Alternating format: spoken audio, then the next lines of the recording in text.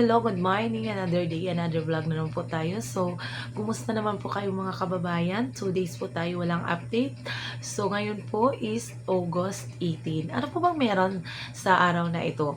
Alam ko sa mga kami nagmamahal at nakasubaybay sa ating inidolong si Inday Krishna sa kanyang pamilya. Alam na alam nila kung anong meron sa araw na to.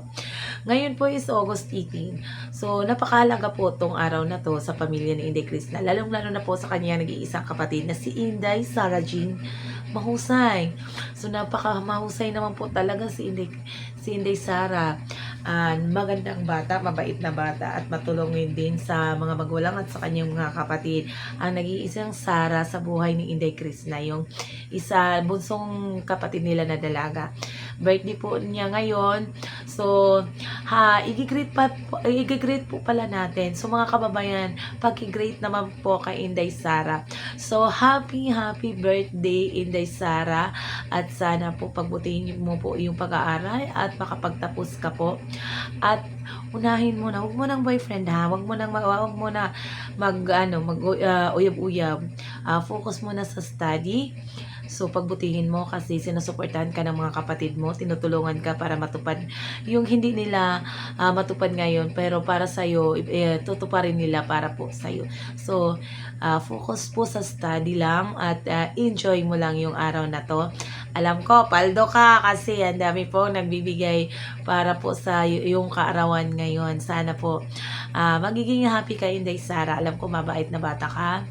Alam ko, may future ka kasi alam mo na kung paano gumawa ng isang vlog. Ang talented ka na bata, matalino ka na bata, at masunurin sa mga magulang. So, mag-iingat ka lagi. So, sana masaya ka sa araw na to. Alam ko, mayroong ibibigay na surprise yung ate mo para sa'yo. So, aabangan namin yung mga upload na yon, kung anong ganap sa birthday mo, at sana sa dami ng mamahal sa'yo, masaya ka ngayon.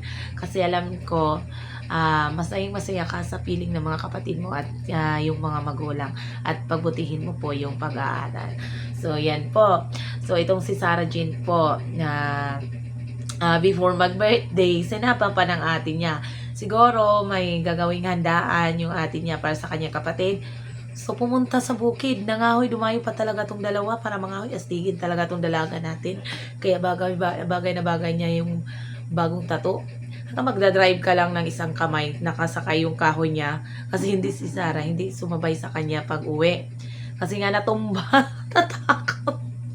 Nabutalta si Inday Sara, natakingking dito, nagdala sa kahoy. Kaya ayaw na sumakay ni Inday Sara sa kanyang ate. Kaya pinasakay na lang si Sara sa ibang sasakyan. So, before pa, kasi siguro, ang dami nila magluluto siguro sila ngayon. Kasi nga, duwayo pa sila.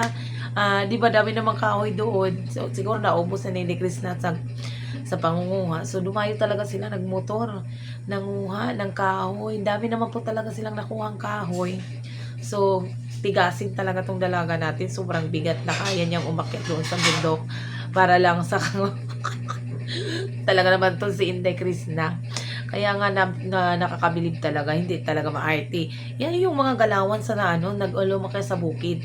Hindi yan makakaya yan sa taga-buhat. Ilaban mo yan si Inday Krishna doon sa mga batang nasa sa town, sa city. Hindi na alam ng mga ganoong pero si Inday, ma-city man sa mga bukid, alam na alam ni Inday Krishna yung mga na yan, mga gawain na yan. Kaya yan sumabay sa city man or sa bulubunduki na lugar na yun. Kasi nga, kitang-kita nyo, basic lang yung pangangahoy sa kanya. Ganyan yung mga pangangahoy namin dati doon sa bukid. Hindi kasi kami wala kaming gasol, wala kaming gamit ng mga gasol, rice cooker. So, ang dami naming sa bukid, daming gasolbong ang aso. Gasolbong ang aso, kay kahoy man yung namin, yung panggatong namin. Kaya meron kami, hindi kami nauubusan ng gasol. Basta, ka lang, magtiyaga ka lang sa pangunguha ng gasolbong. Gasolbong ang aso.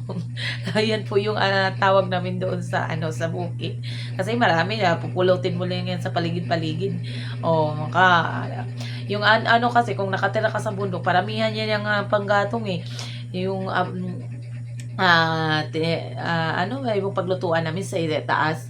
Ang daming nga mga kahoy na ganyan. Kaya yung mga ginagawa ni Declan na ay, sus, basic na basic yung mga gawain na yan para sa amin.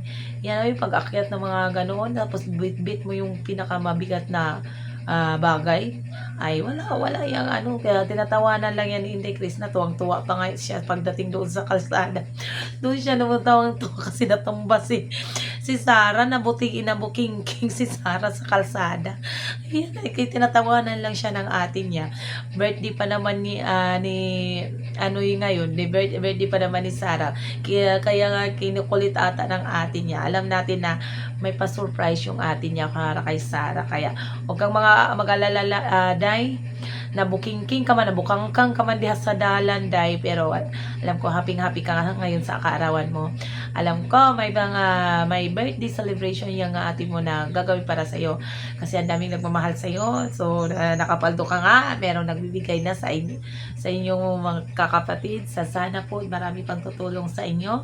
Marami bang mag-sponsor, lalong-lalo na kay Inday Sara, hanggang makapagtapos po tong batang to. Kasi makikita mo na may future po si Sarah at makapagtapos tong batang to at magiging magaling na isang vlogger itong batang to kasi ang galing magdala ng kamera, madaldal na bata, marunong makihilo-bilo, magaling kumawa ng kwento, ng kwento. Maganda talaga naman sa Sarah. Totoo po talaga. Maganda talaga si Sarah. Tapos, Morena beauty.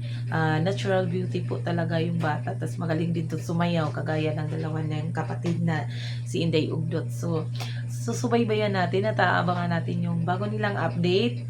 Kung anong color anong color talaga. Anong color sa cake ni Chris na. Pero Chris na, cake kay Sarah. Pero alam ko yung color na yan, hindi mawawala yung purple na yan. Alam ko yan eh. Malaman ni Inday Chris na yung signature color yan ni Inday Chris na yung purple na yan. So alam ko meron na naman yung pa-purple yam yung ate mo para sa kanyang kapatid.